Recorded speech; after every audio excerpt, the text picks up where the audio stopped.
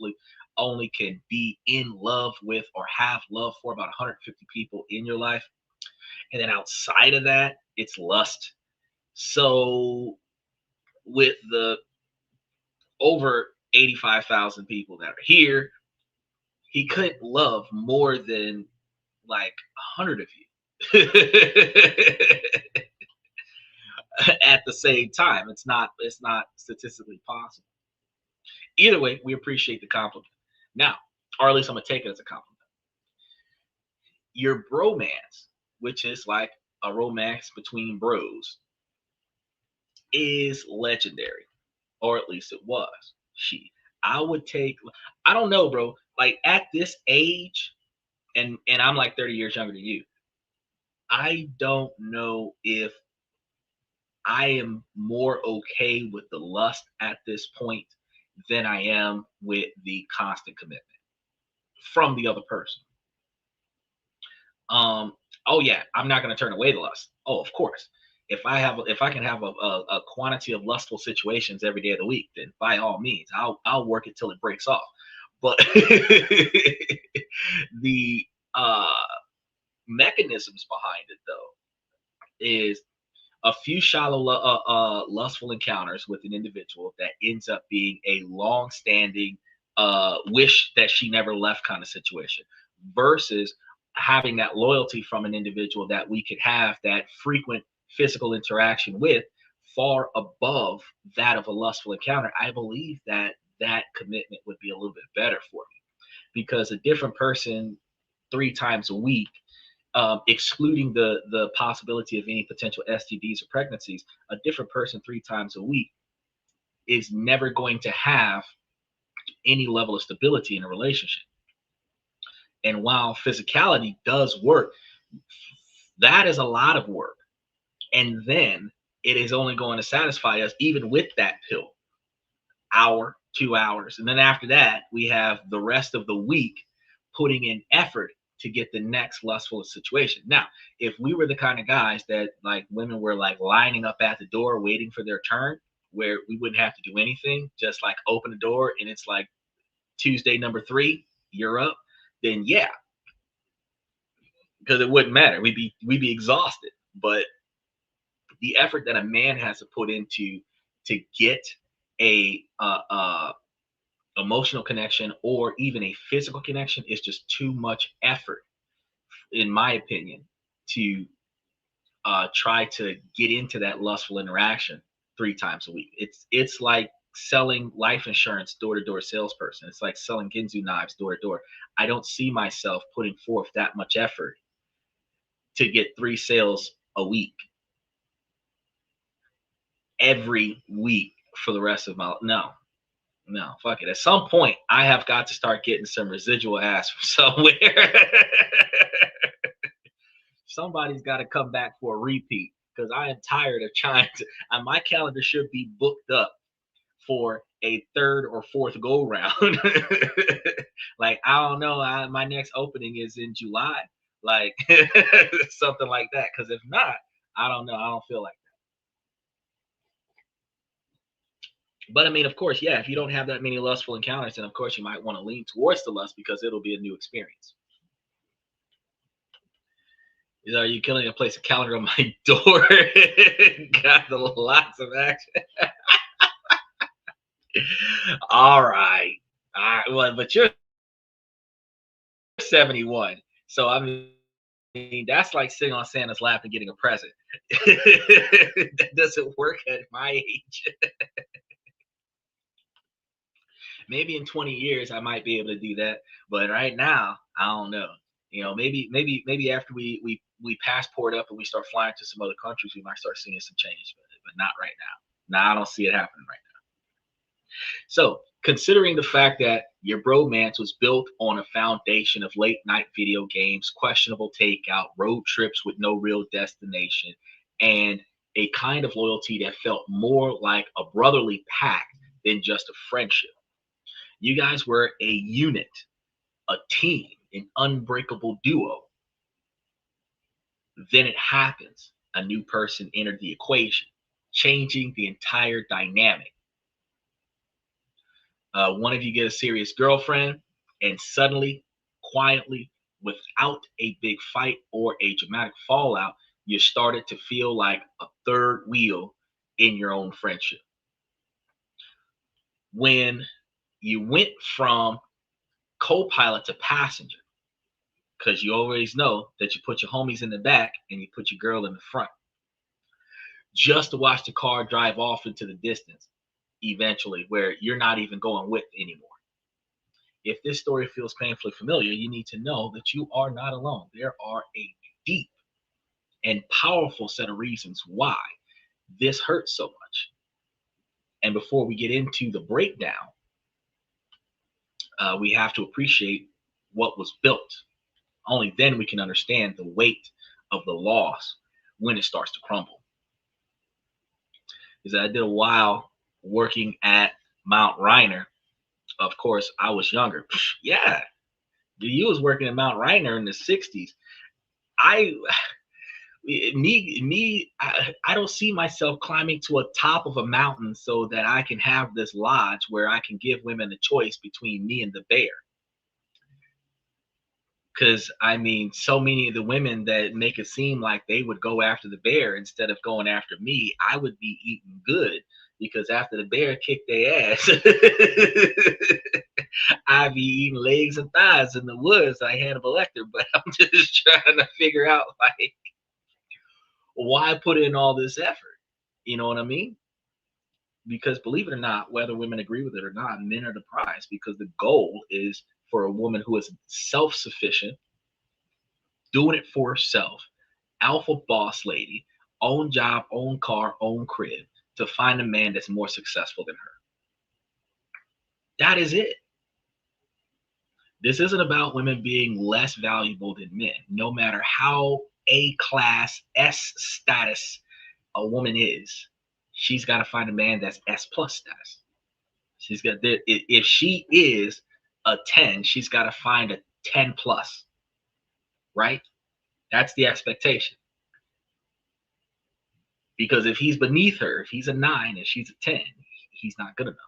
So we already understand that men are the prize. And since men are the prize, why is the prize putting so much effort into being won? Why isn't the prize putting in effort into being valuable so that the prize can be valuable or valued by the person who gains the prize? See, the old ideology of trophy wives, a trophy wife is worthless.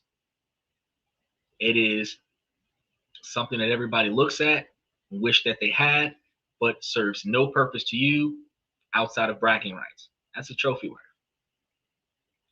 Anybody who's ever won a wall full of trophies, a wall full of awards, a wall full of plaques and successes could say the same thing, that most of the awards, the trophies that they've won in their life, they don't go back and dust them off on a monthly basis and appreciate those trophies.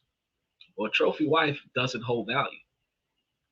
Now, like Michael says, they marry for money. When they get that dude that's got more than her, no matter how much she's got, whether she's a $50,000 a year woman dating a $75,000 a year man, or she's a $100,000 a year woman dating a $200,000 man.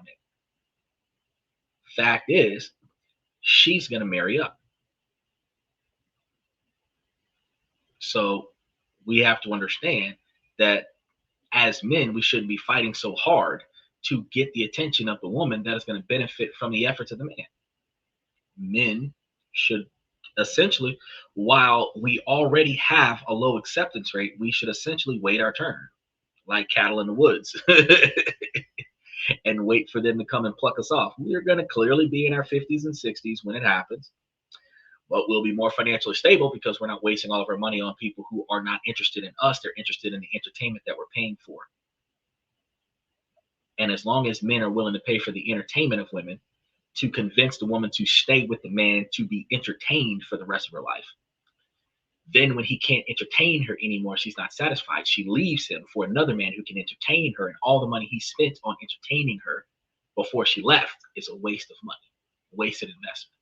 Ah, yeah, the sex was good, but you could probably get the same quality from an escort, a prostitute, a OnlyFans girl, Backpage account, What local ex-listers? I mean, they got a Craigslist for that right now. And it's cheaper than a relationship. The Riley theory. We covered that on the show. But that's not today's topic. Today we're talking about bros being jealous of bros. And we're going to be addressing why it happens and what to do about it. You better be happy with a Happy Meal. What? Oh, hell no. I completely object to that, Michael. Why am I spending $15 on a Happy Meal? She better get her a Snickers and a glass of ice water. Not even a glass, because they might charge for a cup. They're going to have to give her one of them little the little plastic cuppy things with just like 30 cubes of ice and a little bit of spritz of water in it. Give me that $1.25 candy bar. That's all she get. And if the straw costs 10 cents, you ain't getting a straw. Drink out the lid. You ain't getting nothing else. You got to earn your keep. We just talked about that with Poland. You got to earn your keep. You, in order for stuff to be gotten for you, they have to get in there and do something to be worth get. Just because you look pretty don't mean that you did nothing. You showed up. That don't mean that you did nothing. A refill cup, shit. You better get a leftover cup. You better wash out my cup and refill that. Well, let's go ahead and dive back into into this fan reunion because we about to go in. Now, think back to how it started when you and your homeboy met. Maybe it was high school, you know, uh, suffering through the same chemistry class, or college, two guys in a sea of new faces who bonded over a shared taste of music, or a fraternity where you bonded over the ability to pick up chicks. You know, it could have even been at a dead end job where the only thing that made the day bearable was the dark humor that you shared in the break room. Like Donald Trump said, grab them right in the, you know what I'm trying to tell you. The origin story doesn't matter as much as what you built on top of it. This wasn't just a buddy. I mean, this was your person. The guy you'd call at 2 a.m. because you just watched the movie with a wild ending and needed to debrief immediately. The guy who helped you move, you know, a ridiculously heavy couch up 3 flights of stairs for nothing more than a pizza and a beer. A currency universally understood in the bromance economy is, you know, if you need me, I got you. The friendship ran on its own frequency, a network of inside jokes so old that you barely remember how they started. A single word could communicate paragraphs of meaning. It was the remember that time that could turn any serious conversation into 20 minutes of uncontrollable laughter. It was the disastrous camping trip where it rained for 72 hours straight, yet you now remember it as one of the best weekends of your lives. You know, all that night, gaming sessions to finally beat that impossible boss, finally get to the Super Bowl on Madden, finally break Floyd Mayweather's undefeated streak on Fight Night. Victories that felt as significant as any real world achievement. You know, the friendships was a support system, but not always in the ways that you see on TV. And research backs this up because men's friendships often look different from women's, where female friendships are frequently built on face to face emotional talks. Male friendships are often built shoulder to shoulder, centered around shared activities, goals, and a sense of belonging to the same tribe. He says, a simple look, and you knew exactly what they were thinking. Oh man, I gotta tell you, that you said that reminds me of a story. So a buddy of mine, after we were drag racing down the interstate with an undercover cop car, we beat the cop car by about 5 miles. Like we left him in the dust. Before he could pull us over, we ditched the cop off the interstate, parked our car by nearby Applebee's, and we had to let the car cool off because this was an old school 83 Cadillac. And it was one of the last, no, this one was a Crown Victoria, not the Cadillac. This one was the 83 Crown Victoria.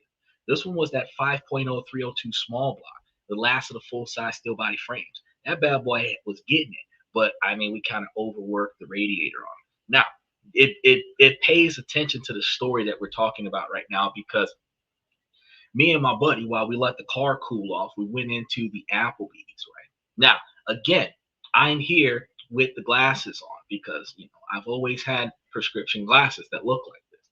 Now, my buddy thought that it would be entertaining for us to pretend like I was blind and mute.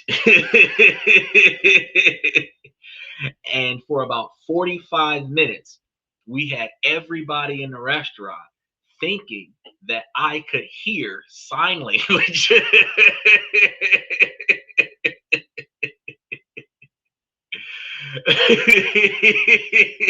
And we played this role for a good grip.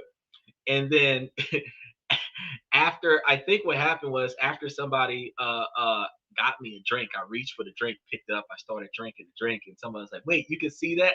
And I was like, "Yeah, can't you?" And they're like, "Oh my God!" And everybody flipped out.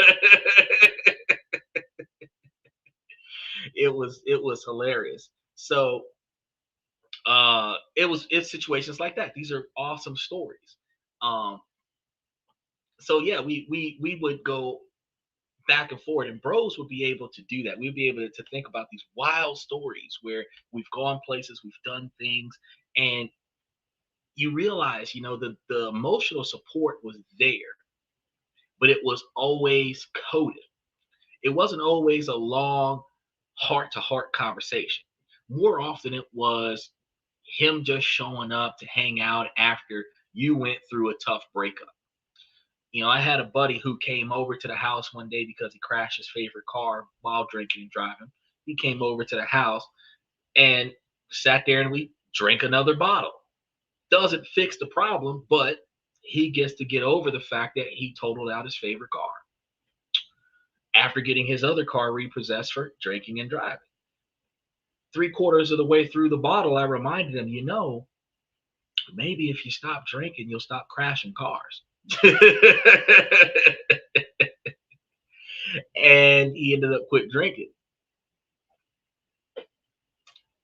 I mean, granted, they had to put him on a breathalyzer, do blood tests, and make him go through all of the drug and alcohol classes, but he ended up quit drinking.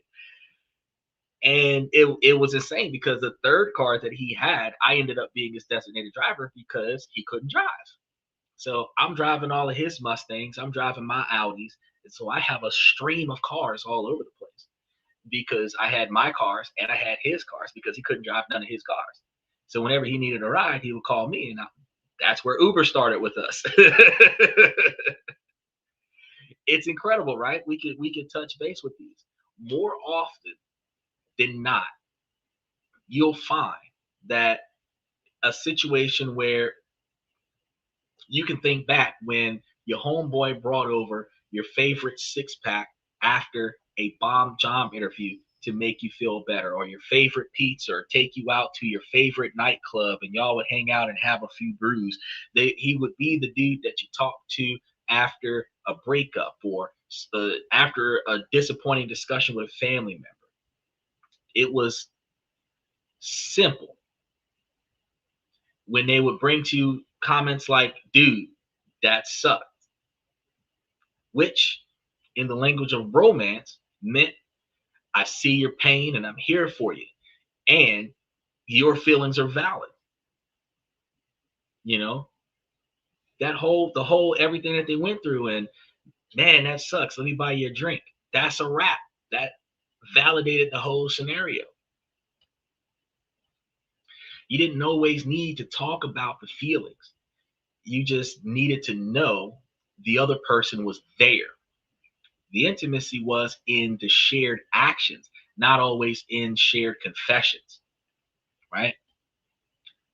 And that, he said, yeah, the best friend, right? At least one of them. And That's what made it feel so secure. So this was a constant scenario. Girlfriends come and go. Jobs are won and lost, but the friendship was the anchor. You didn't need to schedule time a month in advance. A simple "you busy" text was all it took. What you doing? Where you at? And this wasn't just about having fun either. Some theories suggest this taps into something primal. For our ancestors, being part of a trusted group meant protection and survival. So loneliness wasn't just a sad feeling, it was a threat. And in some ways, our brains haven't forgotten that. Having that one steadfast uh, ally gives you a deep sense of security. So that one ally that's able to like roll with you no matter what gives you the sense of security that you need to keep pushing. So a lot of us can think right now that we could probably lose a few fingers off of one hand and still count a few good men that we could roll with, right? And know that this small group of people that we have, because men have a smaller friend group, a much smaller friend group than women, and we thrive off of that. So feelings like you're losing your homie isn't just a social bummer. On a subconscious level, it can feel like a threat to your stability. So when we talk about a legendary bromance, we're talking about a symbiotic relationship. Yeah, one or two fingers. When you talk about losing half your hand and still being able to count the number of close friends you got, you talking about one or two fingers. We don't even need to count three. One or two fingers. That's all we really. That's all we got. That's all we got. Right. A shared identity with this individual, a safe harbor in a world that often tells men to suppress their need for connection. And you weren't just friends, you were a unit. And that's why when the first crack appeared in your bromance, it felt like an earthquake. It never starts with a formal announcement of your demotion. It's far more subtle. It begins with a single sentence, usually delivered with a goofy, excited grin. Dude, I met someone. That's usually the first crack in the bromance. After your first reaction is genuine happiness, of course it is. You know that you're going to be excited for them. Yeah, they got somebody. This is your best friend. You want them to be happy. You clap them on the back and ask to see some pictures. Hopefully inappropriate. Make an obligatory joke about him being tied down, and then that's it. But here comes the first group hangout. It's gonna be a little awkward, which is to be expected because you're not supposed to get too close to her, but you're not supposed to treat her like shit either.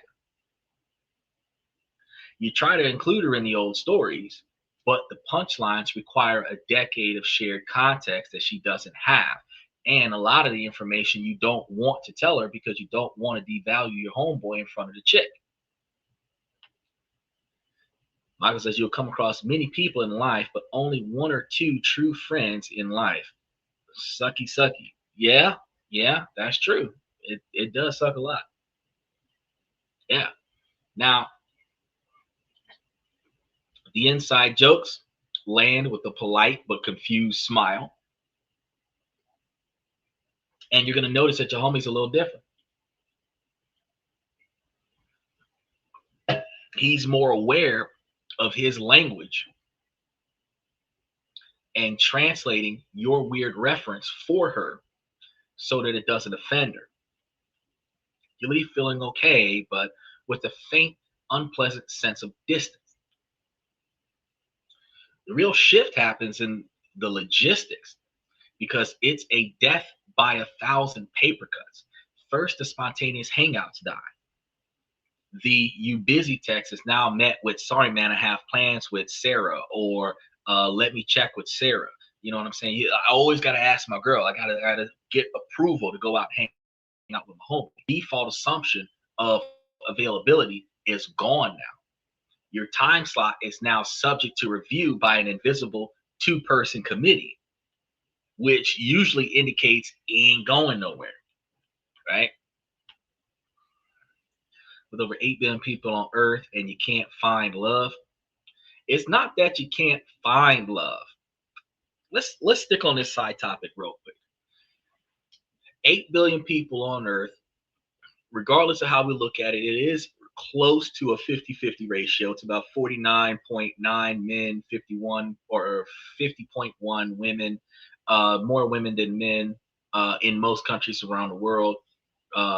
Even in countries where the countries favored uh, the boys being born over the girls because of the patriarchal societies, they still have a massive balance of more women than men that stay in the country. When those countries have the patriarchy travel around the world to better the business for the family. So you still have in every country natives more women than men more often than not. Now, Michael can always verify that there is at least one country somewhere that has more men than women in it. But for the most part, the majority of societies, there are more women than men, even if it's by just 2 or 3 extra women than men. Clearly, because we Paul Walker ourselves into an early grave. We between we us being nagged to death by our wives. Um, we have a large quantity of male suicides due to stealing children from the fathers. Then we have reckless behavior from men, drag racing, and other such extreme activities that leads to early graves. The, the men don't hang around as long as women. Okay. Now, the fact is not that we cannot find love. The concept that we fail to understand is that we cannot find our ideal person and be in love at the same time, because we can find love. We can be loved by somebody that we are not attracted to, like the gentleman we had talked about the other day, either last Sunday or Sunday before, when the man was talking about how he had a great girl, she was very beautiful, but he just wasn't attracted to her. Now, the type of girl that he might have been attracted to, he might have not have been in love with, or she might have not have been in love with him. You know, the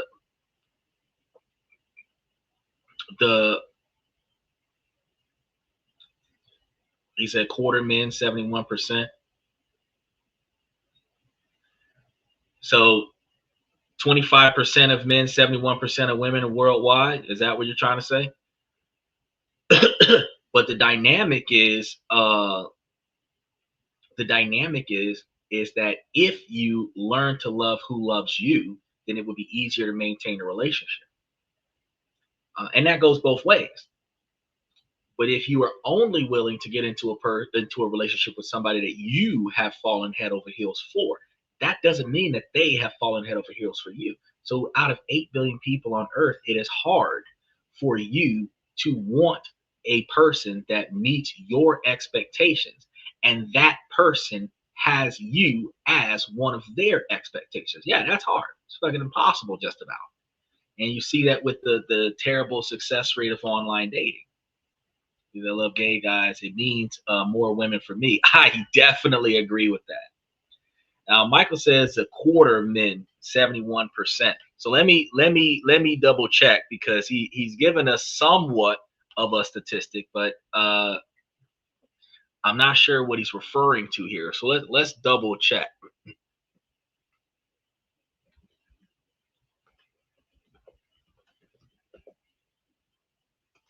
Let's see how many men would it be? Would the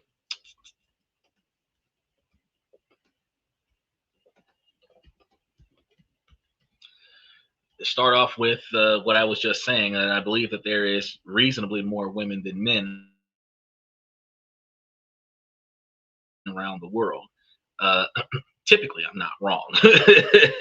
I hold a 95 or 98% accuracy in the information that I typically provide. But we'll see that. And while we're waiting on those facts to come through, um, That is one of the biggest issues that we've always had in our lives. The person that we want doesn't want us. And a lot of the times, the person that we want that wants us, we don't want that person.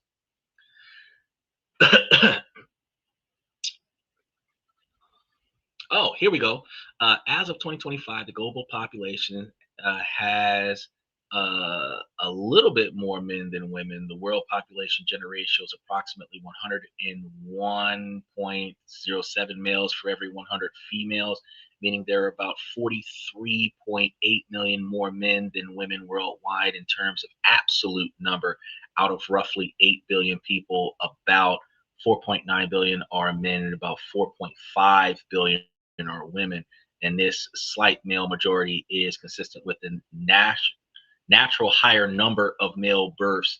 Although men have higher mortality rates at all ages, consequently, the ratio tends to balance out and even shift towards more women in older ages. So, overall, in holistic, so what about uh,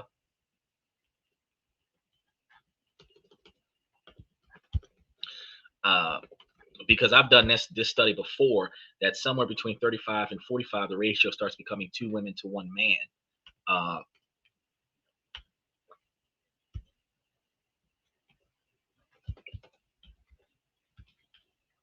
and me and Michael are both above middle age. uh, Now, when we start dealing with individuals that are in their 40s and 50s, women tend to outnumber men, while men slightly outnumber women at the younger age range. Women generally live longer than men, so by the age of 50 and above, women typically outnumber men globally. Specifically, data indicates that women account for more than half of the population above the age of 48 worldwide, and this demographic trend is consistent in many regions. And as populations age, the proportion of women increase even more. Patterns result from higher male mortality rates related to biological, behavioral, and health factors. Thus, in 40s and 50 age groups, women outnumber men globally. So, just wanted to make sure that we cover that. He said, no, the country is Qatar and the population of males is 71%. Yeah, I told you that you can find at least one country that has more men than women. Do you like uh, having fun together? Oh, do you like having fun together? Because I'll make you feel great and I hope you want it again. All right. So, I exactly enjoy having fun with all of my fans, and you produced a funny. So I appreciate that. That tickled our fancy today. Just barely on the cusp of inappropriate. We like that. I like those odds. Oh yeah, because you in your 70s, that means that women are 3 to 1 in your age. So yes, you could put a calendar on your door, and all of the other 70-year-old women will come knocking on your door, which is probably why swingers are very profound in their late 60s, early 70s. But when you're dealing with your bromance, you recognize those rain checks that start happening with you and your homie. Plans you made a week ago get canceled last minute. Hey man, sorry, bud. Sarah had a long weekend. Think we're just gonna do a quiet night in, because something happened to her, your homeboy bails. You say, no problem, man, totally get it. Because you do. But a small, ugly part of you thinks, I've had a long week too, and our plan was what I was looking forward to. But you swallow it. You don't want to be that guy. So next, you get downgraded from co-star to reoccurring guest character. When you do hang out, it's often as a trio. The dynamic is fundamentally different. Conversations that used to be a free for all of unfiltered opinions are now more subdued. You find yourself self censoring. You don't want to seem like a bad influence or a juvenile devil on his shoulder. And the all night gaming sessions are replaced by couples brunches. You start to feel like an accessory to their relationship.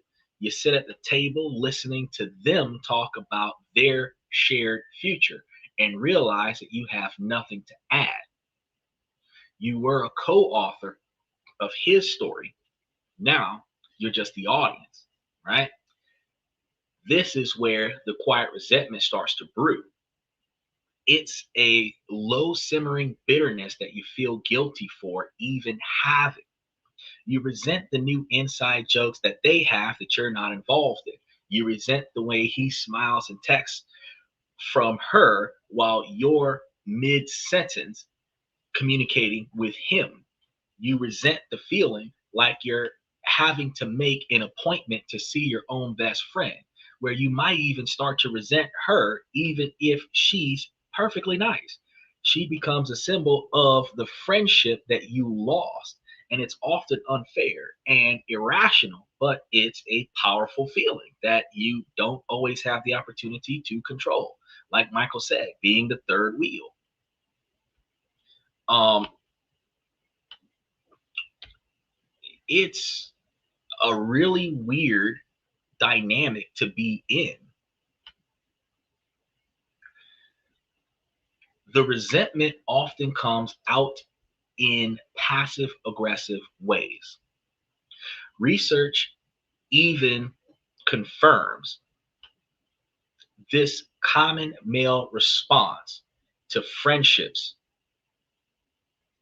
is jealousy. And it might be sarcastic humor. Oh, look at who got a hall pass for the night. Or you might find yourself constantly bringing up the good old days to remind him of the bonds that he's neglected. You know, the worst part is the guilt.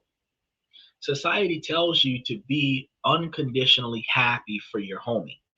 So any feeling of jealousy or abandonment feels selfish and petty.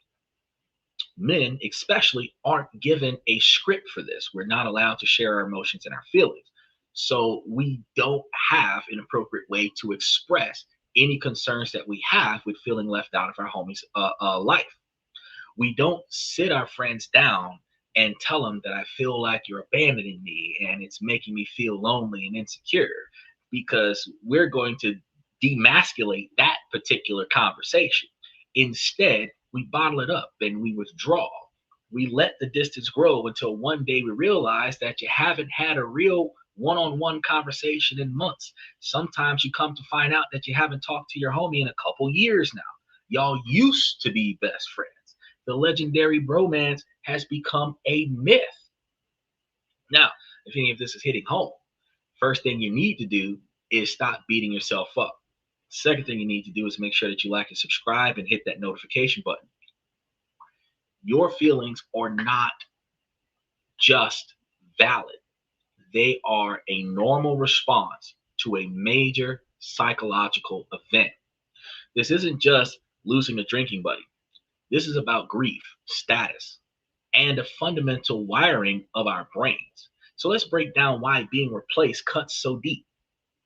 What's your feeling is a form of grief. Grief isn't just for the death of someone that you know, love, or care about. It's the response to any significant loss. You actually could feel a little level of grief when your pet gives more attention to somebody else. You're grieving the loss of the friendship as you knew it. You're mourning the end of an era defined by spontaneity and total priority. It's okay to be sad about that. Like any grieving process, you might go through the denial. No, nothing's changed. Anger, the resentment, bargaining. Maybe if I'm friends with her, things will go back to normal. And then depression, which is the loneliness. Acknowledging that you're mourning a loss legitimizes the pain. You're not being dramatic, you're being human. This is maybe the most accurate way to describe it.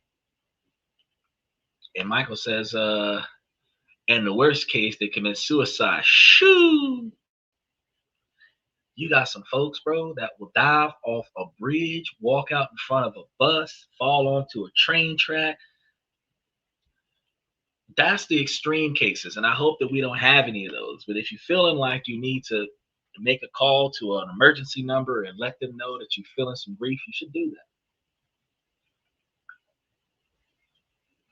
that. Your feelings are still valid, no matter how extreme they are. It is just that you have to find an appropriate outlet to express them that doesn't cause harm to you or to anybody else.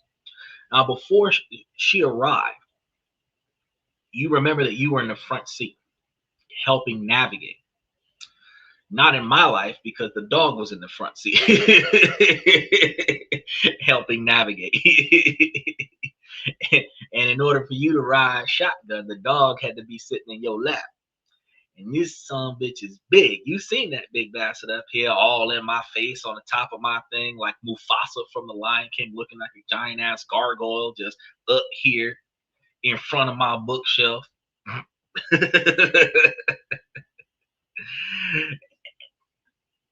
But those days before the girl stepped in, you were an active participant in the journey of your homie's life. And when a new partner becomes serious, she rightfully takes the co-pilot seat. So you in the back. When y'all go places as a group, you're in the back.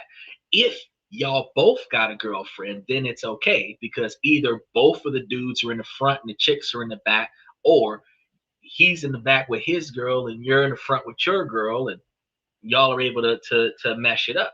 But when it's just one of y'all with a partner and you end up in the back, because you got to think about the other dynamic. If he's driving and his girl's coming, she's riding in the front.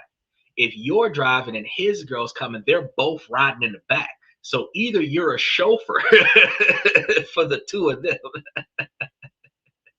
or you're being chauffeured by the two of them. You're not on the same social dynamic, because in modern society and Western culture, we prioritize riding in the front seat, where royalty rides in the back. Politicians ride in the back. Politicians don't ride. A Secret Service rides in the front. Everybody of status rides in the back, but everybody with no status fights to sit in the front. So when your girl sits in the front, you know, she earned the right to be in the front. To me, I think let her be in the front, because the stuff I'm about to do in this back seat, she don't want to see it. Michael says the dog has priority to get in the back. You damn right. Oh, bro, I gotta tell you, speaking of that, so I know I told y'all one time before I had a chick that tried to make me choose between her and a dog, and I got rid of her and got me a second dog. Now, the funny thing is that when we used to go places, the dog sat in the front. The dog had her own seat belt and a cushy seat to sleep in with a blanket and everything. And the girl rode in the back seat. And this chick had a daughter. Her daughter could ride in the front seat because the daughter liked to hold the dog. So the dog would be in the seatbelt with the little girl, and the mom would be in the back seat. Mom never rode in the front because I take my dogs everywhere. So she made me choose between her and a dog. And I was like, I don't know what to tell you. The dog has been here like 9 years already. You've been here for a couple months. I mean, dog kind of got you beat. But, oh yeah, Michael said I rode in the middle and the front. Nah, I ride in the middle and the back. About that whole riding shoddy thing, I don't like riding in the front. If I'm not driving, I don't like riding in the front. I prefer to get in the back. Matter of fact, the extra mile. Not only do I prefer to ride in the back, I prefer for you to open my door so that I can get in and out of the car as I ride in the back. Mentality. Because getting out of the front with your homie is not a status symbol. Getting out of the back where somebody opened the door for you, status symbol. Gotta understand the difference. It's a whole nother mindset. Something as simple as whether or not they opened your door for you to get out the car. Status symbol. Now, when you're dealing with sports cars like Corvettes or Hellcats or whatever the case may be, where you're trying to be that racer persona, the person in the driver's seat holds more prestige to the person in the passenger seat. But when you start thinking about like Lexus, G4s, um, Lincoln Town cars, Bentleys, all of that stuff, when you're getting out the back seat, you're not the driver. A Mercedes Benz, a Cadillac, you're getting out the back seat, you're not the driver. The driver is the chauffeur. The chauffeur is the help. So status symbol, you ride in the back. So people who fight for the front seat, go ahead, have it. Have at it. Now, children fight for the front seat because they feel like babies ride in the back and I'm an adult and I want to sit in the front. Oh, that's all right. You can ride in the front, or royalty, you can sit in the back. Now, with my kids, I would go the extra mile and I would teach my kids about royalty. Not only would they ride in the back, I would have to pop the trunk, roll out the red carpet, then open the door for them and give them a little bow as they walk to school so that their classmates know they got status when they show up. Mindsets of people, you got to think about that. Now, Michael said real quick, he said, let the girl open your door. I expect her to open my door. Fellas, if you dating a female, I don't care if you open her door to let her in the car first or not. If she don't put effort to swing your door open, you kick her out the car, because there is no reason why she is not going to open the door for you, because uniformity and feminist equality indicates that if a man is willing to open a door for you and you value that man and appreciate that gesture, you should open a door for him. Now, ladies, there's a lot of y'all in here, because about 54% of y'all are female right now. Come up here and comment. Come on, comment. Tell me what you think about that. Now, when we start addressing the guy's primary emotional investment in his future plans, you start thinking about how they have all defaulted to the girl that you're dating right now. When your homie gets into a relationship, his life with his homeboy, where they were making plans to conquer the world together and be big business tycoons or travel the world or whatever, passport bros, whatever. Soon as one of them gets a girlfriend, the first thing that guy does is defaults to a world with her in it. And you've been moved to the back.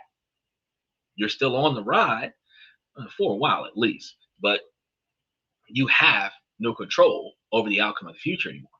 Your input is no longer essential. And this loss of status can be a huge blow to your ego. For years, your identity was intertwined with your homies. You were, Mark and David. And now it's Sarah and Dave. Oh, and his friend Mark in some situations. In the social hierarchy of your friend's life, you've been displaced. He said, Miss P is strong. That's right. That's right. Especially with a man who's weak for it because he ain't had it in a while. It's strong. It's strong. The force is strong with that P. I'm trying to tell you. The whole situation gets amplified, though, by what some experts call a friendship recession. For example, a 2021 survey showed that 15% of men reported having no close friends, a sharp increase from 3% in 1990. Now, that doesn't capture every experience, and plenty of guys maintain strong friendship groups, but the trend shows that many men, many men, have only one or two real close friends. And when you've placed all your platonic emotional eggs into one basket, and that basket is suddenly carried off by some hot chick with a tight butt, the sense of loss can feel catastrophic. Recent Pew Research data adds another layer to this, because it's not that men necessarily report feeling loneliness or even a higher level of loneliness than women do, but they do tend to rely less on their friends' networks for deep emotional support. So a romantic partner often becomes an all-in-one social and emotional hub. So when your uh, feelings for your best friend are pulled away, you are not just losing a friend, you're facing the terrifying prospect of losing your primary support system, because everything you need you got from one or two people, and if one of them left, your half of your network is gone. The thought of starting from scratch to build a new one, especially one that's 10, 15, 20 years in the making, can feel impossible. Special shout out to Michael. He said, I learned something new. What did you learn today, Mike? What did you learn today?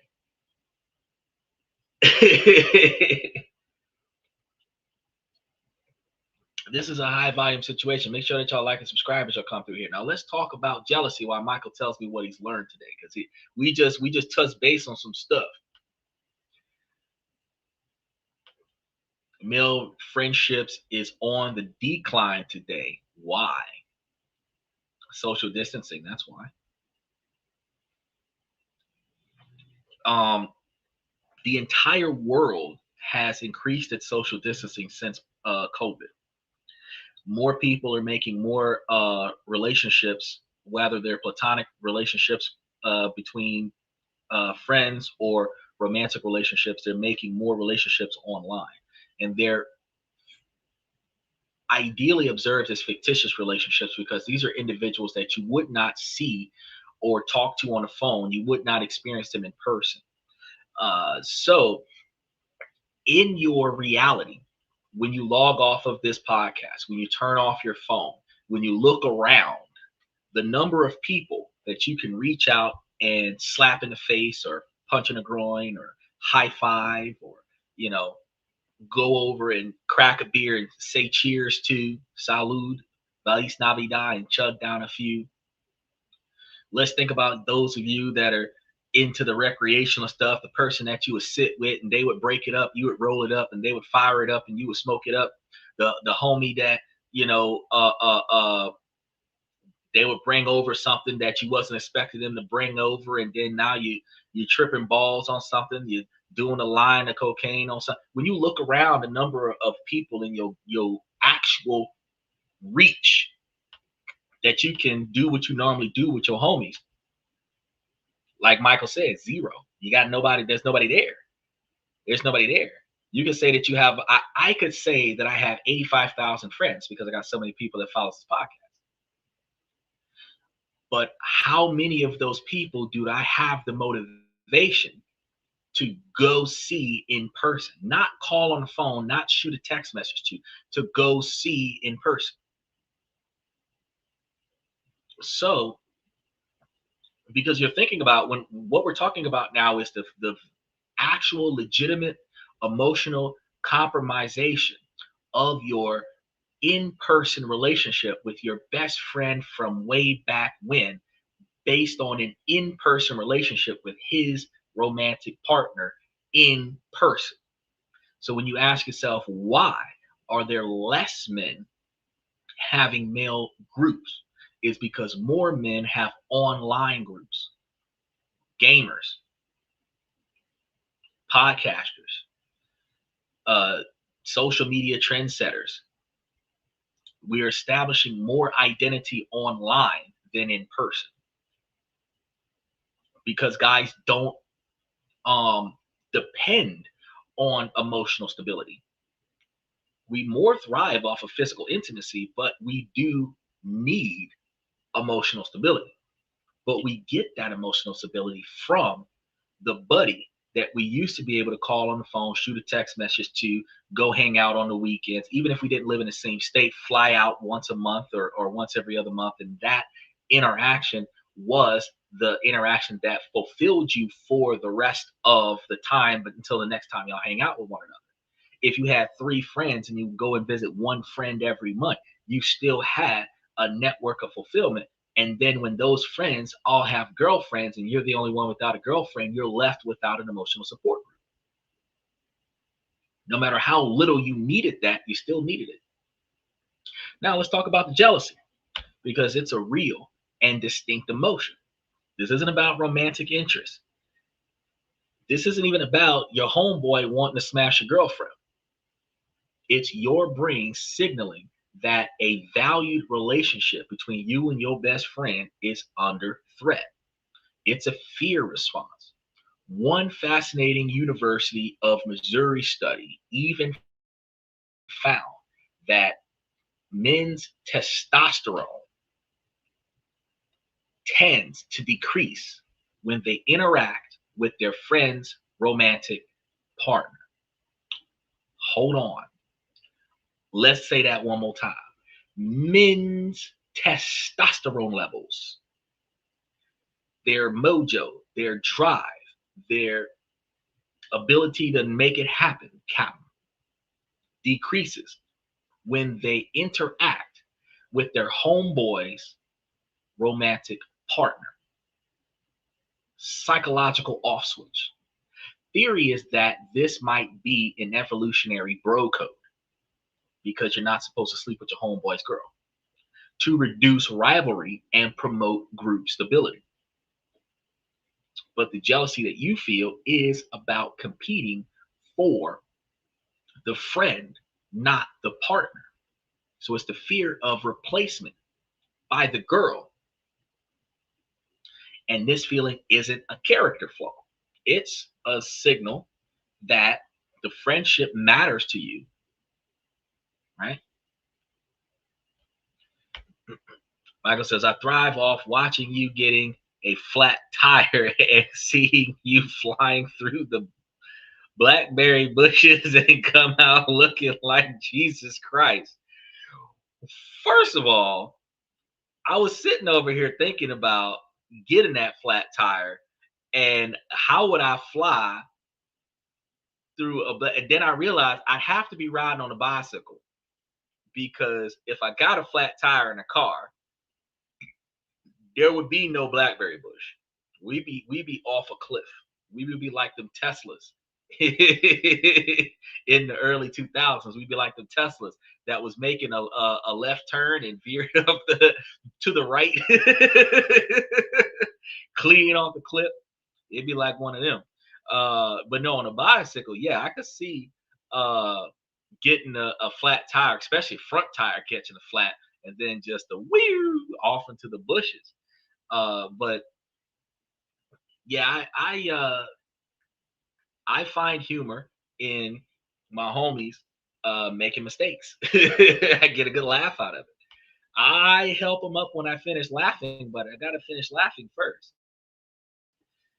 Actually, I had a homeboy who fell and hurt himself, and it wasn't serious, but the fact that he did the Homer assistant, I was cracking up laughing. He's like, "You're gonna help me up?" I'm like, "No, no, no, stay there. I'm not done laughing." And I had to finish laughing at him before I got him up off of the ground. Ah. Oh, he said, "No, you're jealous because he's getting Miss P." You know, truth be told, one guy does not have jealousy over another guy being in a romantic relationship, but one guy who never picks up girls when y'all go out to the club will be jealous that you're able to pick up more girls than he's able to pick up. He will, in those dynamics, start trying to cock block you, trying to prevent you from picking up a girl because he can't pick up a girl. Also, when you go places, if you meet a girl and that turns into a relationship, as a defense mechanism to the friendship that y'all have, your homeboy will block you from getting involved in a new relationship by devaluing you in front of that girl, so that she will turn you down, so that you will stay single, so that you can keep being his homie. Now, women do this a little bit differently, because when women travel in packs, you have what is called the mother hen in the group that rejects all of the men for the group as the men come to the group, to prevent anyone in the group from finding a new man. It happens on both sides of the fence. The one girl with the piss poor attitude that doesn't have a man, who isn't likely to get a man because of her piss poor attitude, is the first one to speak up on behalf of other women in the group when a man shows up before they can even determine if it's a good man or not. And she will devalue him and make him leave the group. And then she will justify her behavior. Fuck him, girl life, woo. And that the girl that would have potentially met a good man is now sitting there wondering what if, but immediately dismissing it because girl code, girls are supposed to stick together and all men are supposed to be creeps. Crazy, right? But had the bitter bitch sat down and shut up, the girl that was being talked to might have found her next husband. Just saying. Ladies, y'all ain't gotta like what I'm trying to tell you. It's just, it is a dynamic. Women block each other from success in romantic relationships the way men block each other from success in romantic relationships, because they don't want to be the only person in the group that doesn't have somebody. It's true. The pain is proportional to the bond's value. The more that that person means to you, the more that it's going to bother you that they are involved with somebody else. Clearly, noting this fact, I have come to realize that my bond with my homies are not as strong as it could be, because I could give two shits if they're with another chick.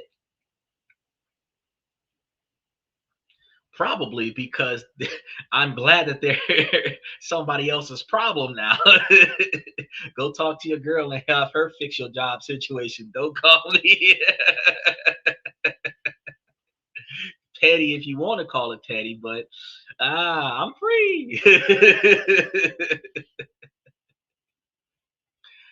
The problem isn't the feeling itself, but our inability to process the feeling. Instead of seeing it as a signal to communicate, we often see it as a shameful emotion that we're supposed to suppress, which only poisons the friendship further. Because whenever you suppress something, whenever you bottle something up and you hold it in, it festers in weird ways and then is expressed when you can no longer suppress it in inappropriate ways. And it is observed by onlookers who don't know what's going on in the most negative way. Understanding the move, the experience from petty drama to legitimate psychological pain, you will then be able to realize how to address this situation. Now, I'm going to tell you guys one more time, and just a quick pause.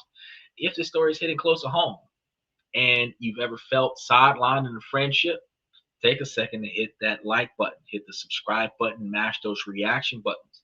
It really helps the algorithm show the videos that we're posting up are more valuable to people than what people realize. And since this is a very underrated show, more and more people might be going through the same thing and feel totally alone in it. So this is a conversation not enough of us are having, and your engagement helps get it started. So, I greatly appreciate any effort that you guys put into sharing it with somebody, in addition to just hitting those like and subscribe buttons, in addition to mashing those reaction buttons, because on the long form, you've got the reaction buttons over here off to the side. And on the 16:9, it's like way off to the side, off on that side over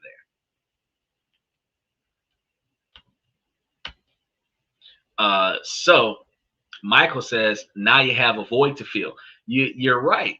You do have a void to fill. When an individual comes in and acquires your best friend, it does develop a very, very uncomfortable void. Well, if you've been alone for a long period of time, you will develop a level of comfort with being alone. But if your best friend that you've been around for 10, 15, 20 years, that you have had unlimited access to whenever you wasn't at work, whenever you needed somebody to talk to, whenever they needed somebody to talk to you. You know, before you could get lonely, they were bothering you with something stupid. You know, before you could get bored, they were bothering you with something idiotic. You know, before they could get lonely, you were hitting them up about this new event that's going to happen. You know, all of these things that go down that puts you in a position where people don't really pay attention to the effects of the ability to get used to having people around you. They don't recognize the um, expectations that come from having somebody that you're readily accessible to.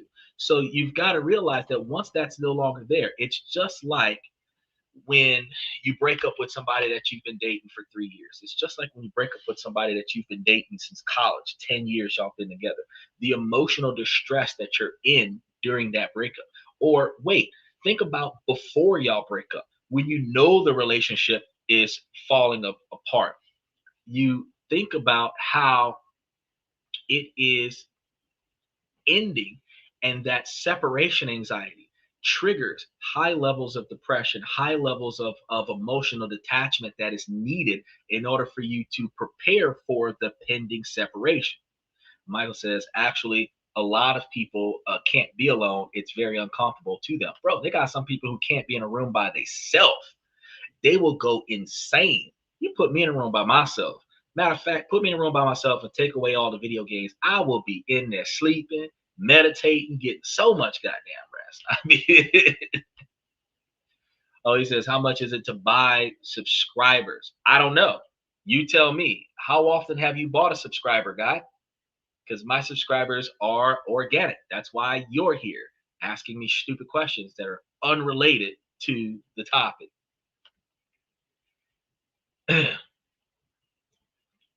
Again, we have people who need attention who come into the show with negative influence. Either way, some people will take negative attention over positive attention because negative attention is easier to come by. And since negative attention is easier to come by, jealousy can be manifested as ways to address and appreciate negative attention.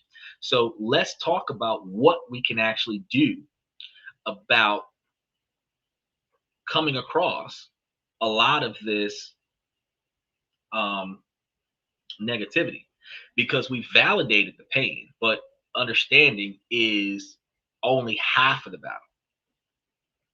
Oh, look, right? How much money is in his pocket? Yeah, because he could buy me some fans. I don't know how much fans cost, but he could buy me some fans.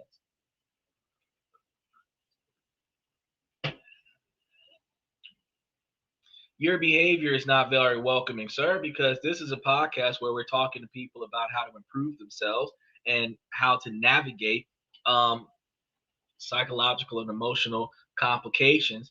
And you have made two already inappropriate comments on the show. If you're paying attention to the background, you're not paying attention to the topic at hand, and you don't belong here. If you're asking me inappropriate questions about buying an audience when you're clearly here and you weren't paid to come here, then you're not belonging in this podcast. So, I mean, if you're going to be here, I expect you to be here appropriately, directly related to the topic at hand. And right now, we're talking about homeboys who have had long-standing friendships that get compromised by a romantic relationship where one of the friends ends up in with a girlfriend or something to that effect, and how to navigate that emotional dysfunction. Because whether you're the person that gets the girlfriend or your homeboy from way back when is the one that gets the girlfriend, y'all are going to have a complication that y'all need to address. This podcast works on self-improvement as well as financial improvement. So you will be able to win Thursday, Friday, and Saturday, work on your personal decision-making skills, which is what we're talking about today. How to navigate maintaining friendships with the people that you value the most while improving your life and expanding your horizons. Then Monday, Tuesday, and Wednesday, we talk to you about ways to expand your money, expand your accessibility to knowledge so that you can make, save, and invest money in more appropriate fashions. So that, like Jesse, who was here yesterday, talked about how the advice I gave him changed his life. and improved his financial stability. People come here to learn. Now, if you come here to be an asshole, then by all means, bro, you don't belong here. So Michael's giving you a pass, and he hasn't used his trigger finger on you yet. But I'm going to be honest with you. Before he gets to you, I'm going to get to you. You'll end up being a fourth person tonight that I would have blocked off the podcast. So I ask you that if you're going to hang out, be respectful. But if you're not, then just keep scrolling, because you don't have to be a yes man to be here. You can object to the opinions that I have and provide logical facts that dismantles what I'm trying to talk about here. But if you have no positive comments towards the topic, whether you agree or disagree, you can be a lot like the women that watch this show and say absolutely nothing. But I mean, if you're going to comment, I expect you to comment appropriately. Now, Michael Michael has then filtered it, because he said bros over girls any day. What we used to say was bros before hoes is what we used to say. And girls used to say chicks before dicks. It's the common saying.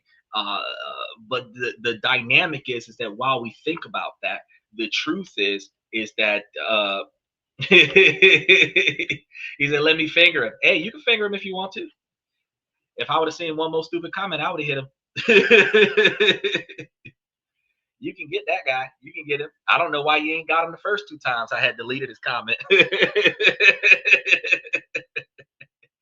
But even though we have those mantras, the fact is that we feel some kind of way when our homie is dating somebody else. Women do the same thing. Women do the same thing, because it is human nature when you end up in a new relationship that you prioritize with tunnel vision that relationship. You stop spending time with your friends. You stop spending as much time focusing on your job. You stop spending as much time with your family. Every waking moment is enveloped with this new person. People know that you're in a relationship without you having to tell them, even if you keep the relationship a secret, because you are missing more often than you are found, when your normal behavior patterns is to always be present. And now you are just absent without notice. They know that you've got something going on. And when you feel ready, when you feel comfortable, you will be able to pass that information along that you've got somebody. And then we're supposed to pretend like we didn't know. Even if we saw y'all together in public, we're going to hide in the corner and, ooh, look.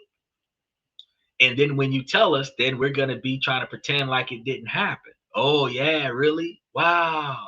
You know, we're supposed to be supportive, but the truth of the matter is that there will be, whether it is mild or severe, feelings of resentment that we're not the priority in our best friend's life anymore.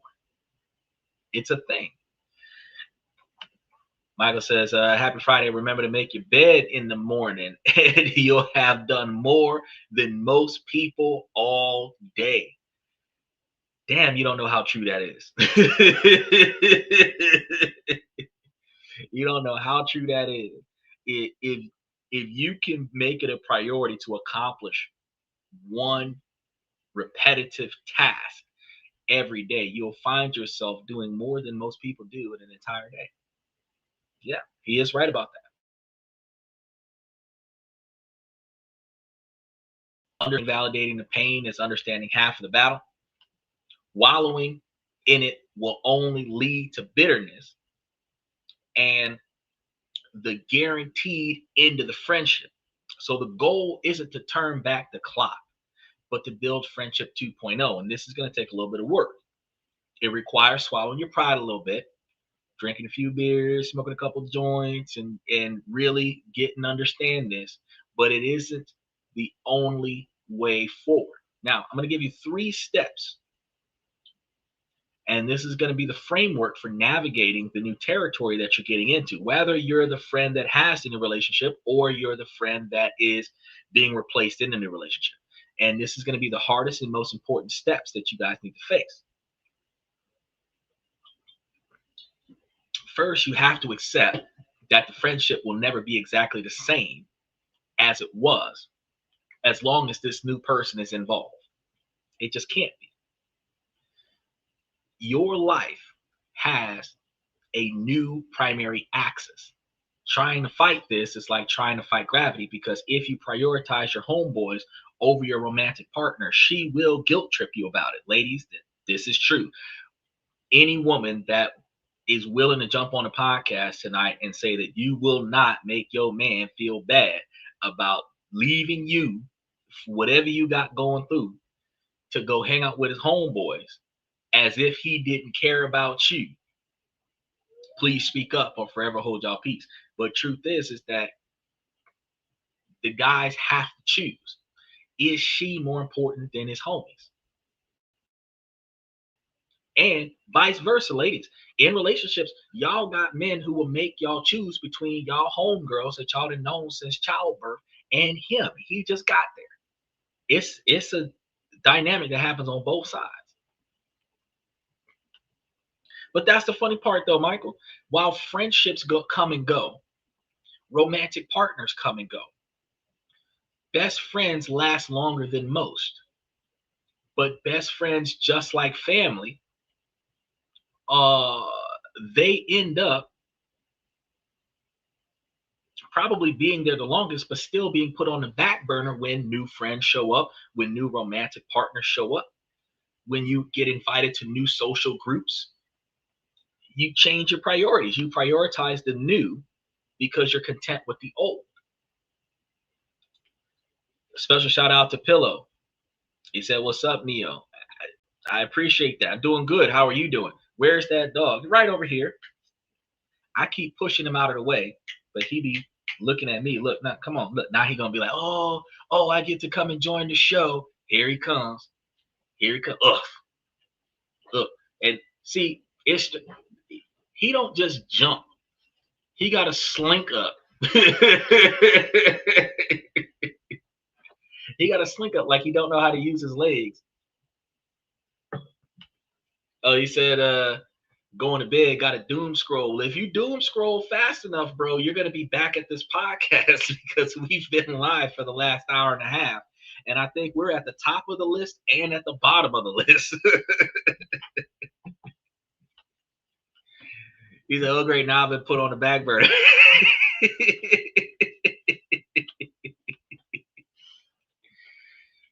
Yeah, that's what I'm trying to tell you. So now, look, now I got to flip him back off. Now, you got to remember when we're dealing with these friendships, we're trying to reinvent the friendship. You have to accept that the friendship is not going to be the way it used to be. So you will lose if you try to fight this. And you will be exhausting yourself trying to force the scenario to stay the way it used to be. Yeah, I love dogs too. I love cats, but I can't take cats with me everywhere I go. It would be impressive if I could take cats with me everywhere I go, but unfortunately, the laws in the United States favor dogs over cats. So I get dogs and I take dogs with me everywhere I go because the dogs are easier to transport. It doesn't take a lot of money or effort to train a dog, register a dog, and then put him on your flight manifest, and now the dog has a VIP seat. Doesn't work for a cat. You're going to have to put it on a carry-on. Now, fighting the change looks like making guilt-tripping comments. Must be nice to having free time. To hang out with them as a couple. You know, being cold to his new partner. Get a pet worm? Nah, I can't get a pet worm. And the reason why I can't get a pet worm is because I like to go fishing. If I had 30 pet worms, I would have 15 fish. And then I would have to go buy 30 more worms.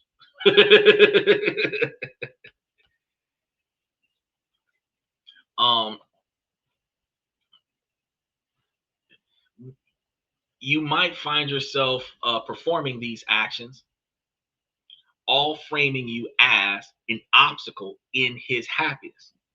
So he will be forced to choose, and he won't choose you because he's getting laid. So It's not because he values you less, but because his romantic partnership is a natural and healthy progression in his adult life. So radical acceptance means letting go of the expectation that you'll be his number one priority while he's in a relationship.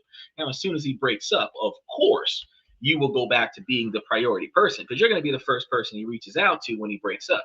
And if this isn't the first breakup he's had, you're going to be in the priority of picking up the pieces every time he breaks up.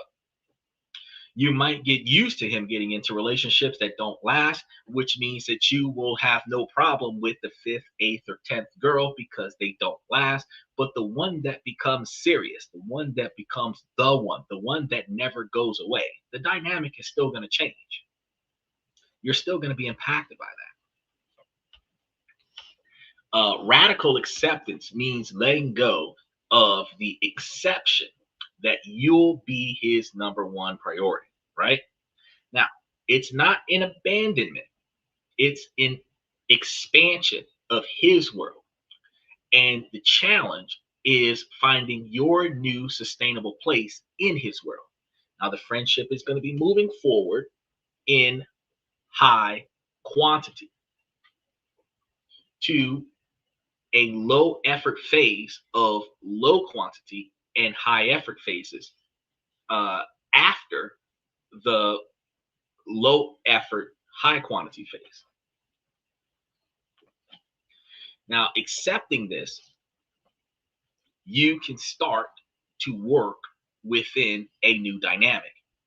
He said, it's a dog. Lefty. He's a lefty. He's always trying to hit me in the face with his left hand.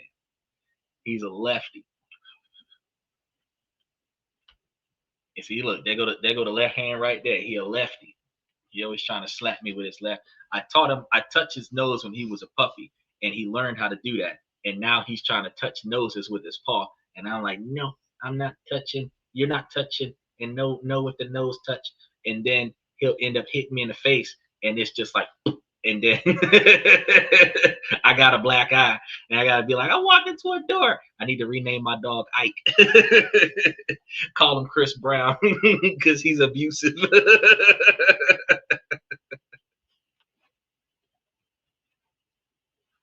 He's a spotlight hog. You said, "Oh yeah, man, can you just move? This is my show." Now, avoiding conversations with your homie is the number one reason that your friendship is gonna die because you need to clear the air when you're in a bromance that now has a romantic partner involved. But how you do it is everything. You don't go in hot with accusations like you've completely abandoned me. That will just make them defensive. If you accuse your partner, if you accuse your friend of doing something, they're going to immediately flip into defense mode. Find the right time, typically while you guys are hanging out in person, not over text, not when he's with her, especially not when he's with her. he's got a better hairline. Well, yeah, he's growing in his winter coat. It's about to get cold out here in Florida. It's going to be, what, 72 degrees coming up? Woo-hoo! That's cold in comparison to the 120 we had for the summer. You want to ask your homie to grab a coffee or a beer, a couple shots of Johnny Walker Blue, just the two of y'all. And when you sit down, you use a simple script as a guideline, and you want to start with something positive, you know. And this is non-negotiable. It shows that you're coming from a place of support, but you're still respecting your own individual autonomy. Like, hey man, first off, I'm genuinely so happy for you and Sarah. It's awesome seeing this situation work out. I'm glad that you guys are so happy, you know, but using these I statements. And this is about your feelings, not his crimes. Lately, I've been feeling a bit distant from you. And to be honest, I feel a little like I've been replaced. I miss just hanging out like we used to. You know, acknowledge his reality. Show that you're being reasonable. Oh, I know things are different now. And I totally get that. She's your priority. That's how it should be. And then propose a collaborative solution. Frame it as a shared goal. I just want to make sure that we don't drift apart. So could we maybe try to carve out some one-on-one time, even if it's just once a month, just to catch up like the old days? It would mean a lot to me. And this approach affirms his new relationship, takes ownership of your feelings without blaming him, and offers a clear, actionable solution. Now, he might genuinely be oblivious and apologetic, and he might get a little defensive, but you've replaced the toxic silence with honest communication, and you've honored the friendship by fighting for it the right way. He says, homie, grab a bottle of lotion. Nah, that ain't gonna work. Oh, we're gonna have this conversation over some Pornhub. Rumor has it that they're gonna start making you register with your driver's license to watch adult films in a few days. I'm gonna see how true that is. That's what I heard. Uh, that's gonna be incredible to see, because I hear that it's supposed to be all over the place, but I don't know how true that is. The people who really need that is gonna be, yeah, bro. In order for you to watch videos that require lotion, you're gonna have to put your driver's license up there to prove that you're over the age of 18. No, sir. There is a two-part process of being a dirty old man. Part one is being a dirty old man. Part two is being anonymous. You want some candy? I got some candy in my basement. All right, let's sign up. Now, next, excuse me. This is something that hey, it's going to be all about you. One reason is that this situation, when you're letting your homie know that everything is changing and you want to make sure that he prioritizes you, this is something that's going to hurt so much, but it's going to be over your resilience. So if your best friend is your entire support system, his withdrawal creates a massive void. No single person, not a friend or a spouse, can be the sole pillar of your social life. So again, this is going to be a situation where you're going to have to become the CEO of your own social life. And this isn't about replacing your homie. It's about building a more resilient network so the neutral ebbs and flows of one friendship doesn't leave you feeling isolated or overly dependent on one individual friend, allowing that friend to spread their wings in their own individual relationships and still have the appropriate times with you. Michael says, I have to get a clerk at Walmart to get a rated R video. That's crazy. Yeah, bro. A video game that's rated MA for mature, you got to get a manager to come in and check that out. You can't just go and pick that stuff up. It's crazy. He said allergy to the dog. I don't think so. Well, he is shedding. So I could have just gotten a lot of dog hair just now. I'm gonna have to brush his coat. No, but I'm not letting him go. I don't care if I was allergic to dogs. I'd be allergic. I'd had this dog for 4 years, and if I'm allergic to him, I'm gonna be allergic to him for another 8 years because his life expectancy is 12. And by the time he's 9, I'm gonna have a third dog.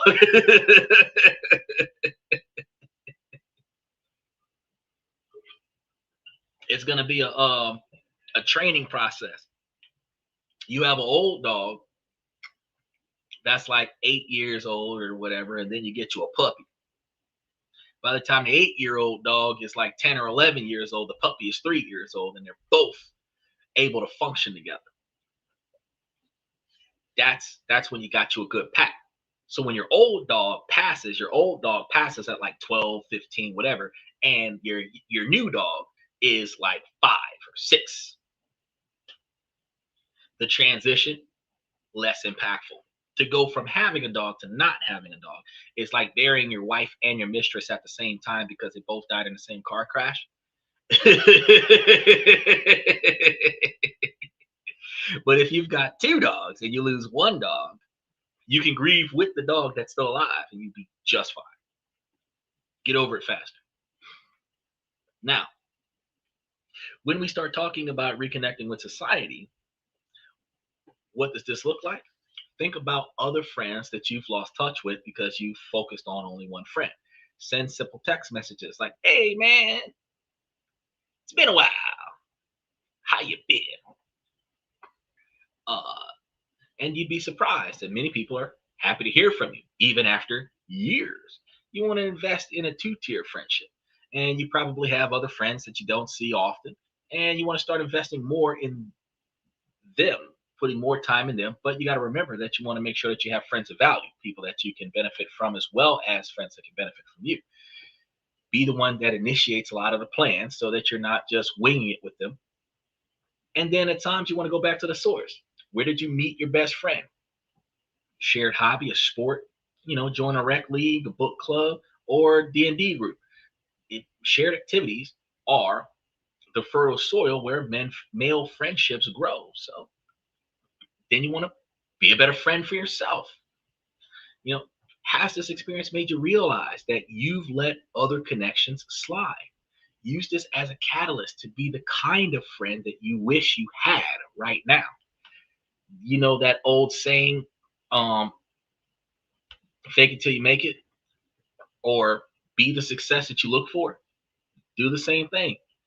Be the type of person that you want to hang around so that people who emulate that will hang around you and behave the way that you behave. Michael says your old dog trains your new dog. You're exactly right. Actually, because you have an old dog that you have thoroughly trained, when you get a new dog, the new dog helps the old dog helps you train the new dog. Then you don't have to worry about putting so much effort into training a new dog. Now, this doesn't work with women, but it should. We get a new girlfriend and we have the wife train the girlfriend so that we don't have to put as much effort into the girlfriend. In Dubai, that would work. They don't complain in Dubai as long as everybody gets an allowance. Now, about these friendships, by branching out, you reduce the pressure on your one best friend, and you can approach it from a place of abundance, not scarcity. So instead of this being your only connection to civilization that is dissipating because it's in a relationship, you can navigate and redirect your attention from the friend that is involved with someone else to a friend that has a little bit more availability. Your happiness will no longer be solely dependent on the individual availability of the one friend that's in a relationship, which ironically makes you a more attractive friend for him to be around anyway, because you have a life. He is trapped with his romantic partner. And a lot of men, typically 9 months to 18 months into their relationship, remember that they're trapped in this relationship and start looking to get out again and start reconnecting with their friends. So it's quite a few months that you got to deal with it. But right after they creep out of that honeymoon phase, about 90 to 120 days, that's when your buddy back. Ladies, y'all do the same thing. Y'all get tired of y'all man within 3 months and y'all start hanging out with y'all homegirls again. I miss my friend. I ain't seen her in so long. She got married. I want to go see her kids. Blah, blah, blah, blah, blah. We're going to a club. Bros are like, we're going to go in a garage and change the oil pump and drink a few beers. The dynamic is different, but the model is still the same. So where does this leave us? The best case scenario isn't a magical return to the past.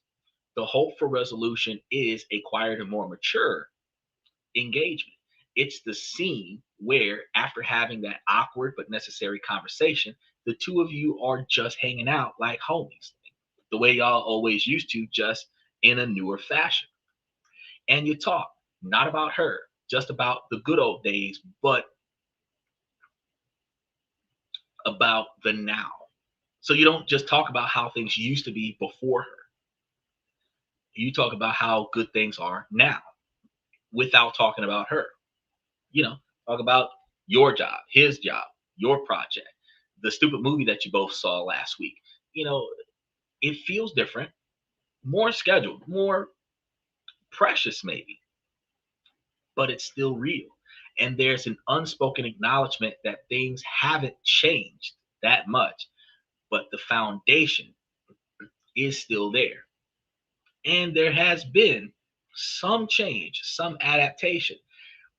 But the more you improve in life, the more your friendships, your true friendships, are supposed to improve with you. The more that you um, grow, more successful you become. More successful your network is supposed to be. So if you expand your life from being single to being in a relationship and you don't have a positive support group, you need to change your support group. Plain and simple. Like, I can't even think of an add-on to that. It's like true to life. If you don't have a positive support group, you need to find you a better support group. Now, keep in mind though, if you're the kind of person that continuously makes bad decisions, you end up in a bad relationship because you have bad decision-making skills. You pick a partner that is not good for you. Your friends try to warn you about it. They're going to back off and let you fail about it so that when you finish failing about it, you can come back and always meet with them. And they're going to tell you, bro, I told you that wasn't good for you. A positive support group is going to try to do the best for you. But it's hard to tell the difference between friends that deter you from a bad choice in a romantic partner and friends that deter you out of jealousy of the fact that they're losing their best friend. Most of us kill the messenger, meaning that if we know that your girlfriend is for the streets because she got 3 other boyfriends on the side and 2 of them is her baby daddy, and you didn't know that, if we told you, you would dismiss us in the most disrespectful fashion because you don't want to believe that that is true. But then when you find out that it is true, you come back and apologize. However, if we didn't tell you because we didn't want you to tee off on us like that, you would tee off on us anyway because you wish you would have known. It puts us as friends in a very double standard situation because either we're going to be the bearer of bad news and have to bear the weight of your rejection because we told you about bad things to come, or we're going to be the bad friend that kept a secret that we should have disclosed as soon as we found out about it. There's no win there. Friendships aren't statues that are frozen in time. They're living things, and they have to adapt to the current situations or they'll die. The legendary bromance of your 20s, of your teens, can't and shouldn't look the same as any type of bromance that you have in your 30s, 40s, or 50s. The survival of your friendships depends on the ability to evolve with the type of life that you have now, whether that life is a long-term romantic partner, a wife, children, third divorce, whatever it is, it has to evolve with you. The goal isn't to prevent the change, but to survive it together. And you can. It takes honesty, effort, and a willingness to let go of what was to make room for what can be. The bond might look different, but in that new intention, you can find a new kind of depth. And if you ever felt this way, share your story in the comments down below because you will quickly see how universal this experience is. And if you have a friend who might need to hear this, either the one feeling left behind or the one who might be unknowingly doing the leaving, You got to send them tonight's show, because sometimes an outside perspective is all it takes to start the conversation that saves the friendship, which was the core of tonight's show. It's not about having a bitch fest. It's not about bad mouthing individuals. It's about recognizing that there are things in this world that we cannot control. We have to navigate around them. Your best friend, be it male or female, getting into a relationship that is serious for them is something you cannot control. You navigate around that relationship by trying to maintain a positive and healthy relationship with your best friend. You getting into a romantic relationship with somebody that means the world to you is somewhat inside of your control, but the way your friend feels about it is outside of your control. You have to navigate around your friend's discontent when you realize their jealous behavior. When you realize that they're acting out of character, they're being a little extra disrespectful, they're being a little bit inappropriate, they're not treating you or your partner normally based on the way y'all would have interacted with one another under normal circumstances. This happens because they are afraid of losing their best friend, not because they want your girlfriend. They don't cause your girlfriend to break up with you so that they can hook up with your girlfriend. Now, ladies, y'all know that y'all got girlfriends that'll sabotage your relationship by sleeping with your homie. But it's not because they wanted your man. A lot of times, your friend is doing that, one, to prove that your man ain't worth it, because if he's willing to sleep with her, then he's willing to sleep with somebody else. But then the other thing they're going to do is they're going to turn around and destroy that interaction so that they can keep you as the best friend. It's not a positive approach. Parents have done this from time to time. Bribe your boyfriend with a bunch of money to make him leave, to prove to you that he only wanted your money. The boy could be broke and taking care of his mom and them, and he'll take that money and go and do something noble with it. But the fact that he accepted a large quantity of money from your parents, you mad at him because he took the money and left. You mad at your parents because they tried to prove that he wasn't worth it by offering him a chunk of change. And if this ain't the first time that they've done that, you really mad at your parents. But the thing is that they didn't do it to hurt you. They did it to maintain their connection with you. Now, it wasn't the appropriate way to go about doing things. But now that you understand why they're doing what they're doing, you can navigate around that. If you reassure them that your bonds with them will not be broken, will not be compromised, and you put forth the effort to maintain those bonds with them while maintaining the bonds with the new individual, if the new individual lasts, then you will have a better way to go. If the individual doesn't last, it doesn't matter. Your network, your family, your friends, the people that you hold dear, if you treat them respectfully, should still be there after you're gone, after the other person is gone. That's what you have to remember. The whole mentality, bros before hoes, or chicks before dicks, or friends before family, blood is thicker than water, the blood of the covenant is thicker than the water of the room. All the phrases that people use to itemize that you value one social group over another doesn't change the fact that when new people interact with that group, your group's bond, just like a chemical reaction, is shifted. It can stay together, but it will formulate a new structure. And you have to be able to adapt to that new structure. If a bond breaks, you have to be able to adapt to the new structure. That is the only way that you will be able to sustain whatever friendships, whatever interactions you're going to have in your life. So that's all we got for you guys for tonight. We want to say, ladies, as long as the situation doesn't make sense, I'm going to keep asking you ladies to make it make sense. So ladies, please make it make sense. And then fellas, I provide you guys with this information to help you guys become higher value men by making changes in your life with the things that you can control with your business life as well as your personal life.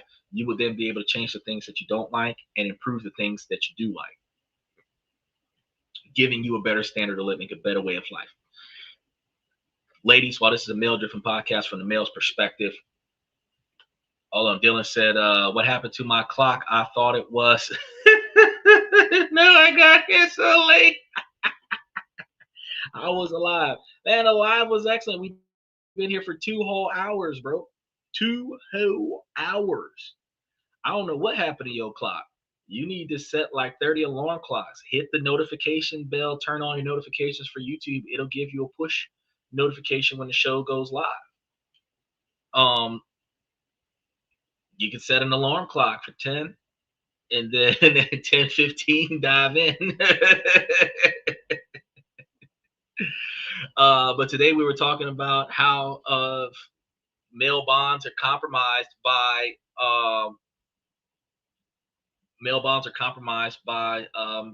extra friendships or romantic partnerships, and giving you guys information as to how you can make those changes.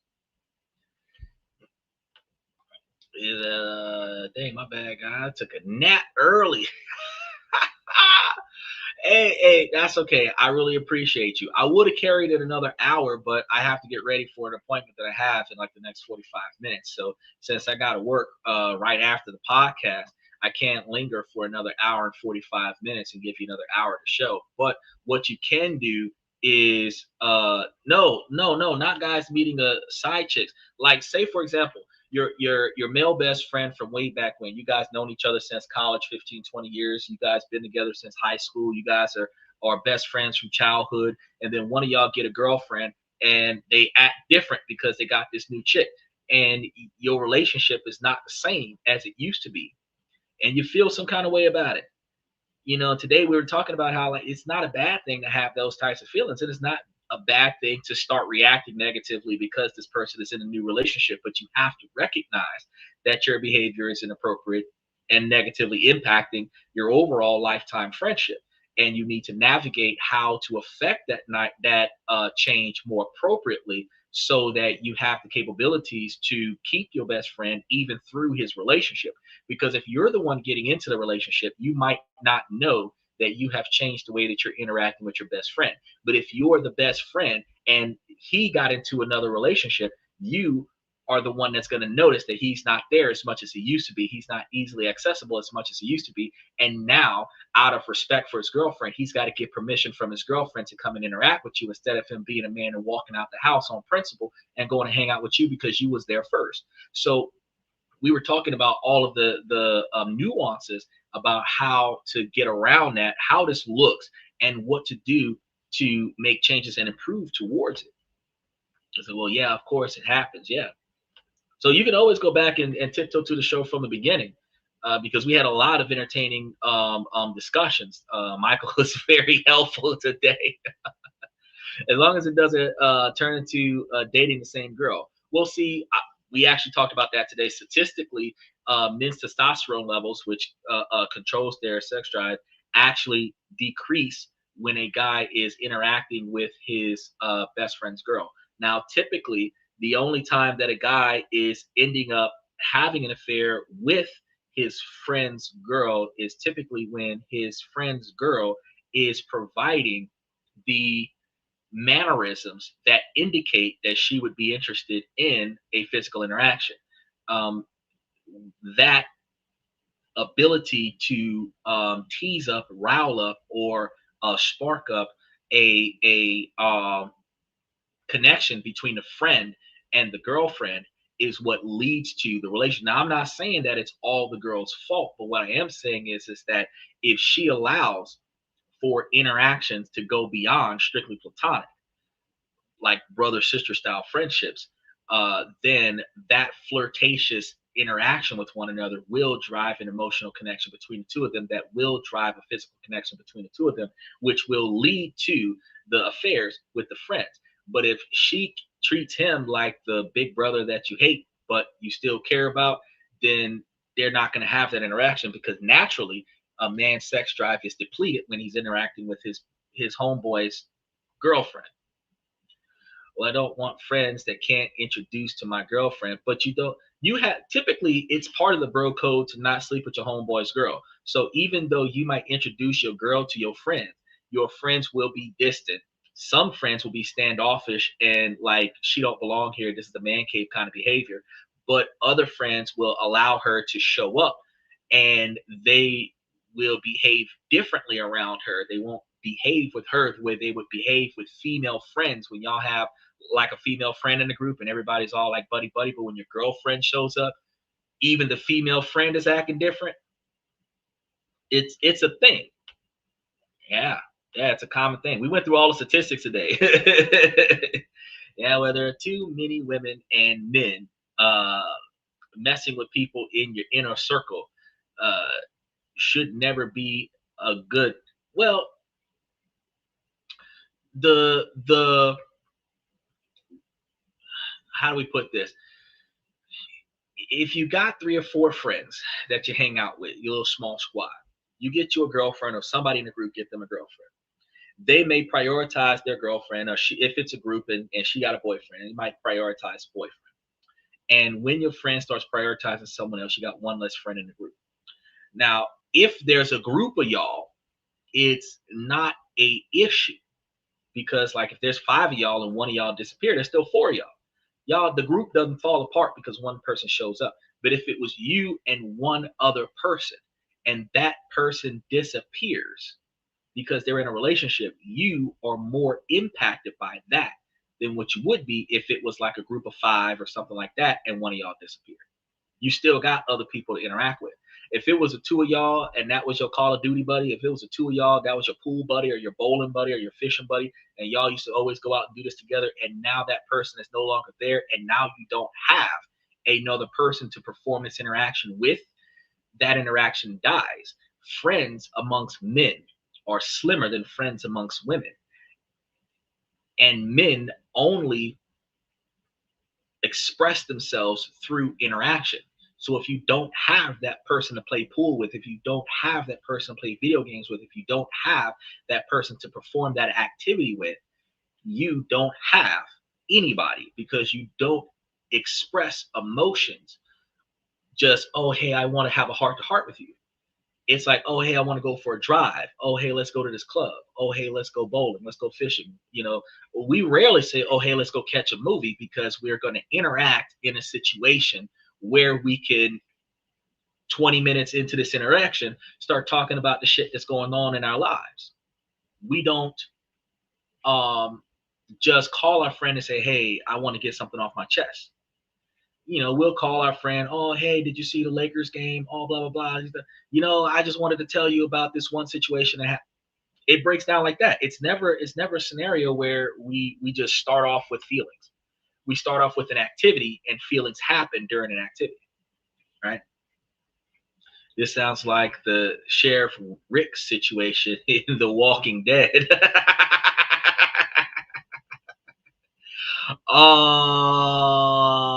Yeah.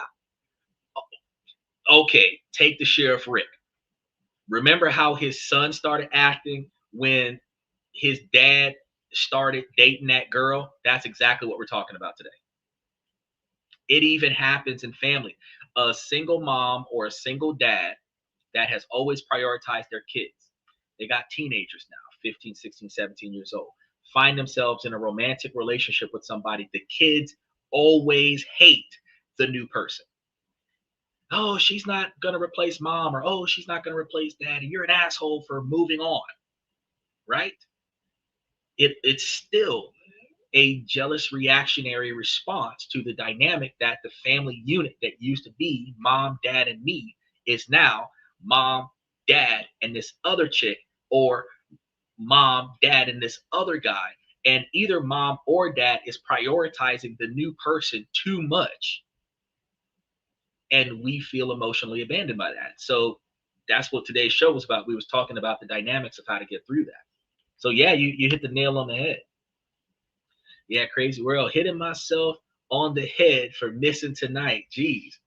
Well, I tell you what, while you won't be you can comment after the show, and if you wanted to rewatch the show, we have it on replay. So you can still catch the show after the show.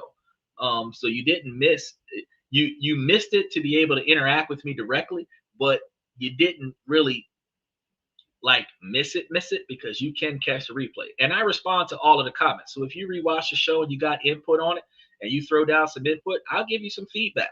I typically read all of the comments and I always reply back to all of the people who comment on the show. I sure will need the kids to understand it's a family dynamic and turn the bloodline into Gins and cons, bro. No, the fat bro, it's like Romeo and Juliet. So when you got kids and they have put their claim on the family, they don't give a damn. You have to stay single for the rest of your life. Because even when your kids, if you was married throughout your child's childhood and then you get divorced after your child grows up and then you find somebody else, even as an adult, your 30-year-old child will treat you like garbage because you got a new wife or a new husband. That ain't none of their damn business. They married, they got their own kids, they got their own responsibilities to deal with, but they treat you like garbage because you moved on in your life. Sometimes the dynamic is strong. The more they value your relationship with them, the more jealous they're going to become and the more negative they're going to react to. And that's one of the reasons why I strongly recommend that take time to take a look at it, because it'll help you with, if you ever end up in this situation, or if you know somebody who's ended up in this situation, you kind of know how to put time towards it. And remember, if at all you have the capabilities, put the podcast on in the background. Even if you don't have time to comment on it, you can listen to it while you're doing other stuff. Then put it on for an hour or so. Yeah. Oh, yeah. Because we had 2 hours and 10 minutes. First hour and a half was worth it. Hour and a half, first hour and a half, hour 45 minutes was definitely worth it. Yeah, that's crazy. I guess I'm gonna tell him I am going to leave to Asia to become a monk. No, I'm going to tell him the truth. I'm going to Asia to go get one of the Philippine chicks. That way I got one for 15 to 20 years that will not give me no shit. I might get two. That way they can fight over me. Because there's nothing like having two Filipino women beating up an American woman because that's their man. Polygamy. And when you think about the price, one American woman might cost you $3,000 a month, and a Filipino woman costs you $700 a month with inflation. So two Filipino women will cost you $1,500 a month, American dollar. And with two of them, what one woman won't do, the other one should. If your first woman helped you find a second woman, you've got a perfect destruction. This is the way that men in Dubai set up success. If you got eight alpha boss wives that work together to help you find the ninth, they know what you want. You ain't got to do nothing but enjoy the ride.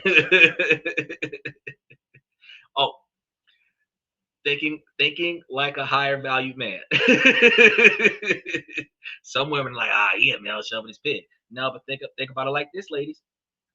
If y'all had a dude and that dude helped you pick the next dude, and those two dudes help you pick the next two dudes, and you got three dudes on your plate, it'd be the same dynamic. He said, Lord, help this man and protect him from all the attacks of the enemy and let him live a long and prosperous life. Woo! Amen. Shalaka mala. All right, now let me wrap tonight's show up because I do got to get to this thing. I got to start setting stuff up. Take a look at the earlier half of the show and try to get a sense of everything that was going on. I'm trying to get it close to 10 o'clock. I don't know, we started on time, but at least by 10:15 I should be here. So tomorrow we're going to be picking up on that topic that we said yesterday about the increasing quantity of homeless people that are happening at the older ages. So that topic that we talked about a couple days ago is actually this Friday's show. So swing by. Any information that you have about that, bring it, and I'll be bringing you deep dives to prove to you all of the information that you didn't know as it relates to this. So we're going to have a nice long conversation about it, and I'm going to try to give you guys some solutions. a lot of the solutions that involve helping other people are I don't want to say fruitless efforts, but they end up feeling like fruitless efforts because Americans don't really share that much unless they're sharing for the sake of uh, attention, you know. So they'll donate for prestige, for reputation, but they won't just give in the midst of silence. They don't just provide to people because they can. So if there was a model on paper that could be implemented, I don't have a problem with starting something like that up, but it would take a large quantity of people to donate to the podcast in order for me to put something like that into action, which is crazy. But even still, because like I said before, at $10 a month with 138 or 168 million Americans, $10 a month, even with 100 million Americans, $10 a month would be $1 billion a month, and that would be plenty to take care of the homeless. It would effectively eliminate homelessness in America. Just a $10 donation every month to a charity that is dedicated to removing homeless people from the streets, not just providing them with resources and emergency supplies, to deliberately remove them off of the streets and provide them with the resources to reincorporate them into society, helping them find jobs and stuff to that effect. Now, it's not going to work with 100% of the homeless people because some people do not want responsibility and they would prefer to live in the woods than to work and provide for themselves. But the rest of the people who don't want to live that life but don't have a choice, the people work a full-time job and sleep in their car, the people who work a full-time job and live in a hotel, the people who cannot because of certain bad experiences, who recently got evictions, they cannot rent new places because most places consider new evictions high risk tenants, and they shun those people. They deny those people applications for 2 to 5 years. Those people still have good jobs, but because they did not get along with their last landlord, those high risk tenants can't find a place to stay unless they're crashing on somebody else's couch. A real estate development company that charged more money on a security deposit and had a higher premium for the rent for high risk tenants and say, hey, evictions expected, no eviction turned away, you would have 100% tenancy, and you would be taking so many high risk tenants off the street, and you would be taking so many people out of the hotel. If you could spend $3,000 a month to live in a reasonably priced hotel, you can spend $1,500 a month in an apartment the same size as that hotel. The fact is, transitioning from that hotel to that apartment is something that people don't think about. So uh, changing the model is something that people would have to do. And we're going to be going into detail on that tomorrow. So I got a lot of stuff to do between tonight and tomorrow because tomorrow is going to be a pretty big show. Hopefully, if I have enough availability, I shouldn't run the show about 3 hours. But if I have, I don't think I have somebody immediately after. So I think that the nearest person might be 3 or 4 hours after the show. So it might be a 3 hour show. It might be a 3 to 4 hour show tomorrow, because I'm going to be going on the ins and outs. And anybody who cares about homeless people and anybody who cares about making change and anybody who cares about making improvement is going to be on tomorrow's show commenting. So we're going to be able to weed through the hecklers and then have a very in-depth and deep conversation tomorrow. With that being said, I really do got to go. So I appreciate you guys for hanging out. Thank you for dropping in, Dylan. Thank you so much for dropping in. I really appreciate you. Special shout out to Jesse for yesterday, since he changed his life around from learning on the show. Special shout out to Mike for coming in today. Max the Poser from yesterday. Joe, his father. I really appreciate you guys for coming to the show. Hold on. What platform do you direct people with questions to message you? All of them, really. So if you're on YouTube, you can either put comments in the comment section. If you subscribe to the channel, you can go to the community on the YouTube platform, and you can put comments directly on the channel itself. There is a post for all of the fans on there somewhere, and you can comment there as well. Bayside and Mr. Satellite was having and Izzy All-Star from another podcast was commenting on there for quite a bit. And if you're coming from Twitter or Twitch, you can comment to me directly on those channels as well. And I check Twitch less often than I check Twitter, because I check Twitter every day. But if you message me on one of those platforms, I would get a notification from it. I also have them linked to the primary emails to the podcast, because a podcast is established as a business. So we have a business email that receives all of the messages, and I read those emails every day. So if it tells me somebody sent me a message on one of the channels, I get on that channel, I read the messages. So there is a lot of ways that you can reach out to us. But if you simply was watching tonight's show and you had something that you wanted to talk to me about any video that you're watching, and I see that comment, and then I respond to that comment. So it's not a specific isolated location, but if you join the membership and you were paying for the monthly membership, there's a separate location for membership comments and stuff for the people who pay for the channel. And that might not be readily seen by the people who don't pay for the show, but just a public comment for free. Yeah, you can just throw that anywhere. You can throw that anywhere. Any one of the, what we have now, over 800 videos on this podcast right now. And now that we're doing 2 videos a day, because we got one video for the vertical long form that pops up on a shorts reel and another video for the 16:9, you could grab both of today's shows and message. Because if you notice today, you're commenting from the 16:9 long form, and yesterday you were commenting from the 9:16 vertical, which is 2 separate comment sections, ironically. Which is why 3 or 4 days ago, you wasn't seeing all of the YouTube comments, because you weren't on the same platform as the people that popped in from the shorts reel.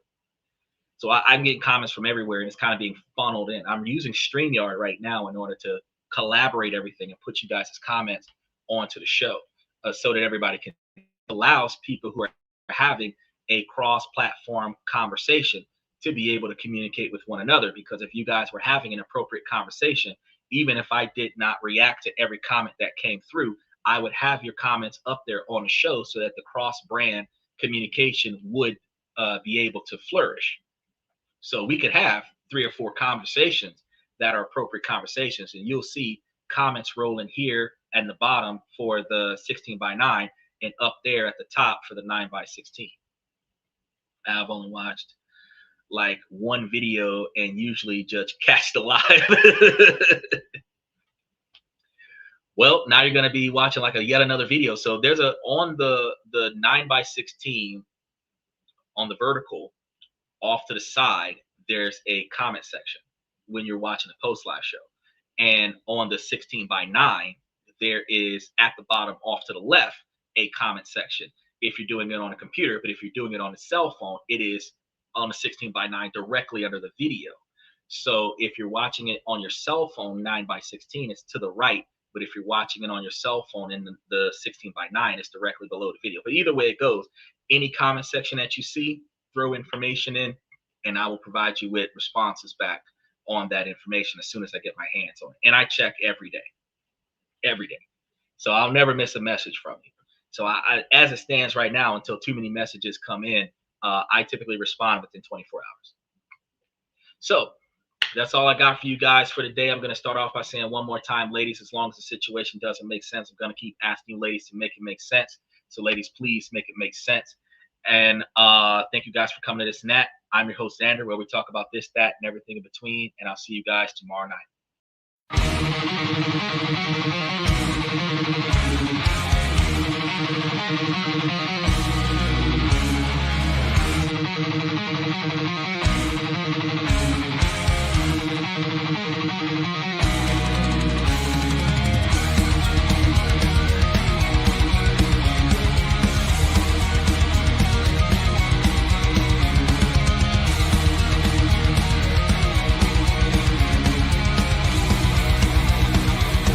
Higher ground!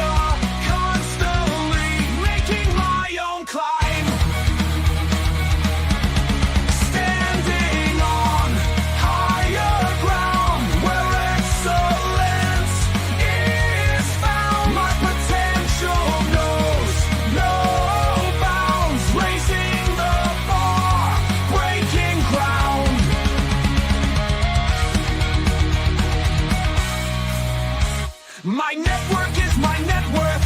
Choose your company wise. Surround yourself with eagles, not with sheep in disguise. Every interaction is a reflection of my brand. Quality over quantity, that's my personal command. I'm not landing on higher ground where excellence is found. My potential knows no bounds, raising the bar, breaking ground.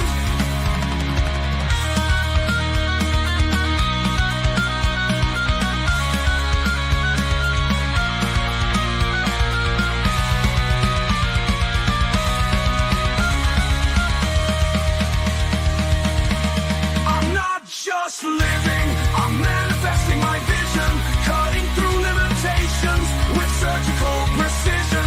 My expectations are my compass, my respect is my shield to mediocrity and chaos. I will never